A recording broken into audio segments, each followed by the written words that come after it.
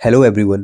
So today I will talk about Shanti act, एक ऐसा revolutionary step जो India के फ्यूचर को कंप्लीटली ट्रांसफॉर्म कर देगा एनर्जी सेक्टर में। अगर मैं बात करूं शांति की, तो शांति का मतलब है sustainable harnessing and advancement of nuclear energy for transforming India.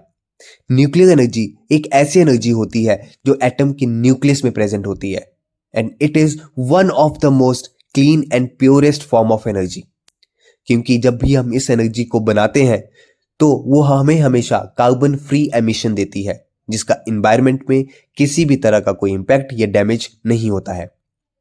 अगर मैं शांति एक्ट के फीचर्स की बात करूं तो ये 1962 के एटॉमिक एनर्जी एक्ट और 2010 के लायबिलिटी एक्ट को पूरी तरीके से खत्म करेगी और एक सिंगल फ्रेमवर्क तैयार करेगी जिसमें प्राइवेट कंपनीज और जॉइंट वेंचर्स को अलाउ किया जाएगा कि वो न्यूक्लियर प्लांट बना सकें और उनको ऑपरेट कर सकें।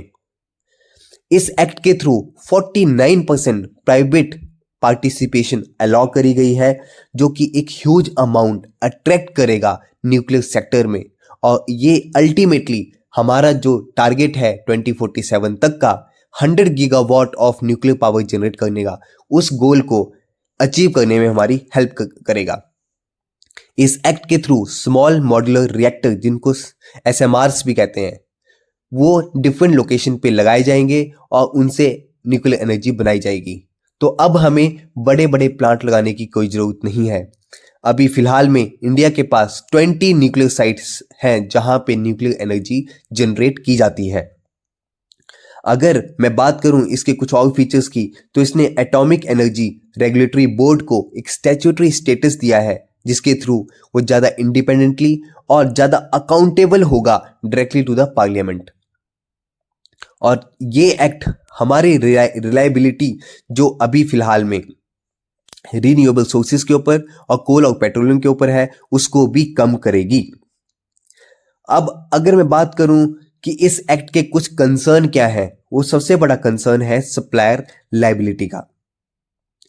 पहले ऐसा होता था कि अगर कोई भी पीस डिफेक्टिव निकलता है और उससे कोई एक्सीडेंट कॉज होता है तो ये लायबिलिटी किसकी है? सप्लायर की। लेकिन अब ये लायबिलिटी सप्लायर की नहीं होगी, ये लायबिलिटी होगी ऑपरेटर की। और ऑपरेटर की भी लिमिटेड लायबिलिटी रहेगी, सिर्फ 3,000 करोड़ तक की।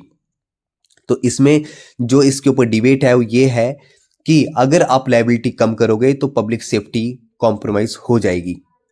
और इसका सेक्शन 39 ये गवर्नमेंट को ये पावर देता है कि वो रेस्ट्रिक्ट कर सकता है इंफॉर्मेशन अबाउट न्यूक्लियर साइट्स।